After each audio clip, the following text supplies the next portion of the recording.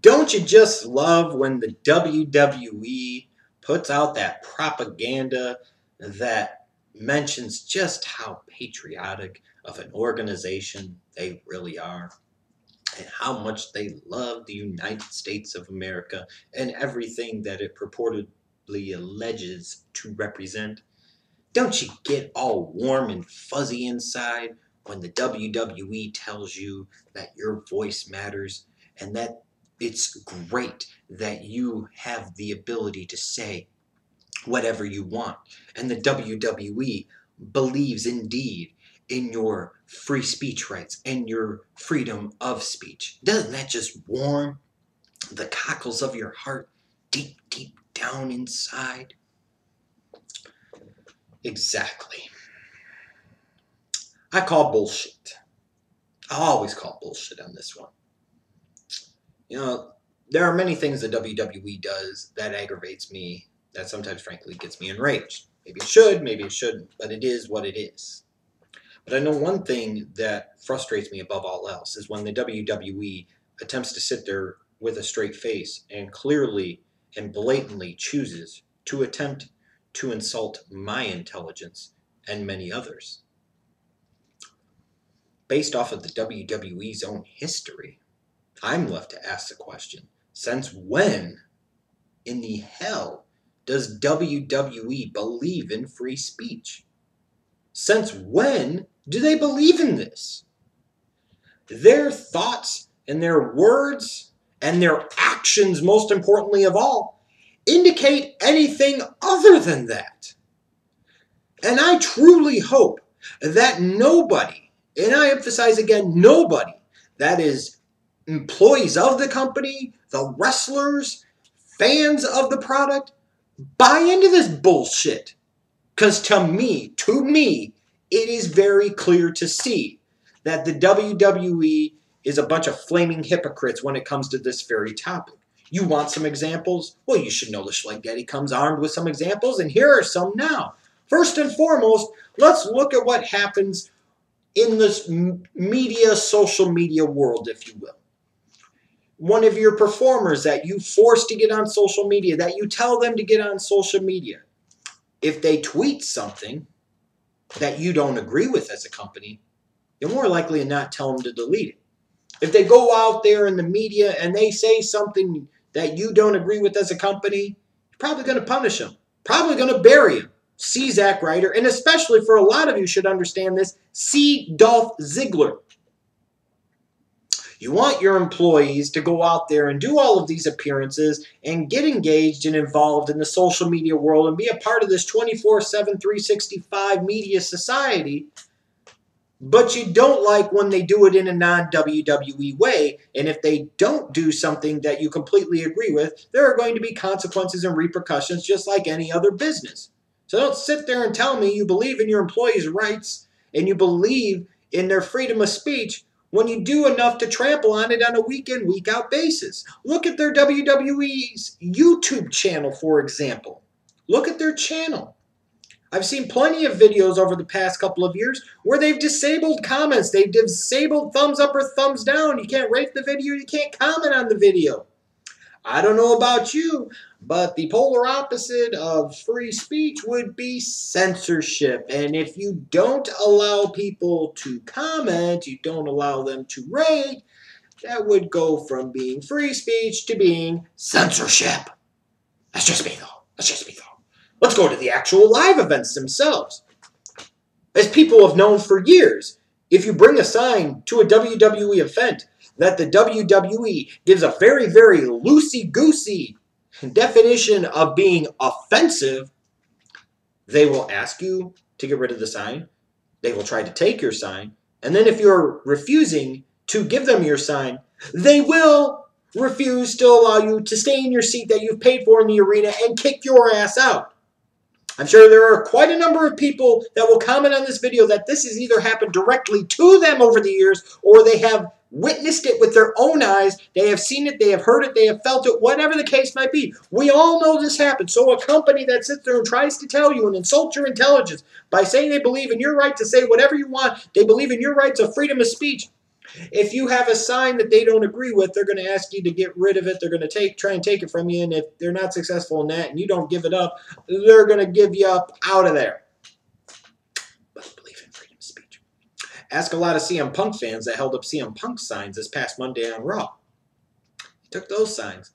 And probably a lot of them said nothing more than, I want CM Punk, or Vince, bring back CM Punk, or CM Punk, we want you back. All other types of things. Probably most of them not really offensive, but according to the very loosey-goosey, again, liberal definition of what the WWE would classify as offensive, they were deemed offensive, and you either get rid of the signs or you get the hell out of the arena. Private property rights, all this other crap, it doesn't matter. If you believe in freedom of speech, you would allow these fans to have whatever signs up that they possibly want, let's say, that wouldn't potentially get you in trouble with the FCC, okay? They believe in your voice being heard, and they think it's great that you can have whatever reaction you want. Yeah, except for two problems with that. Number one, if you give them the wrong reaction and you boo when you're supposed to cheer, or you cheer when you're supposed to boo, they're going to go back later on and edit that shit out. They believe in your right so much to have that they're going to do what? Remove it, which would be censorship, which would totally go against free speech, wouldn't it? You're saying, oh, you booed for John Cena and his entrance at WrestleMania 27. Well, we're going to censor those boos and we're going to pump in some canned heat, some fake crowd noise. This sounds like some shit that the Chinese government is purportedly alleged to do. This would sound like some crap that Kim Jong-un and North Korea would do. Those aren't boos by these 200,000 people here in this stadium in North Korea that are being held there by gunpoint. Those are oons. And you know why they're chanting oons? Because they love Kim Jong-un so damn much, no matter what. That's the type of shit that countries like North Korea would do. Countries like China are supposed to do. That we sit here in the United States and knock them for. The WWE's doing that type of communist bullshit. But they sit there and tell you that they believe in your freedom of speech rights.